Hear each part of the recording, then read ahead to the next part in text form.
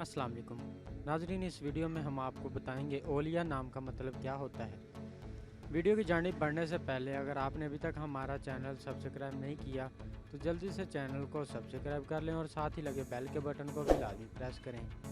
नाम ओलिया, मायने ओलिया, बाप अजदाद, जिन्स लड़का, मज़हब इस्लाम, लकी नंबर 3, मुआफिक दिन इतवार और मंगल, मुआफिक रंग सुरख जंगनुमा हल्का सब्ज, मुआफिक पत्थर पुखराज, मुआफिक देहातें तांबा। ओलिया नाम का शुमार लड़कों के नामों में होता है। ओलिया नाम की इब्तदाई तारीख अरबी ज़बान से निकलती है। ओलिया नाम के अफराद के लिए खुशकिस्मत नंबर 3 माना जाता है। ओलिया नाम का मतलब ओलिया बाप अजदाद है, जबकि खुशकिस्मत दिनों में इतवार और मंगल शामिल है। खुशकिस्मती वाली देहातों में हिंसों के हिसाब से तांबा शामिल है। ओलिया नाम के अफराद के लिए मुआफिक रंगों में सुरख जंगनुमा हल्का सब्ज शामिल है।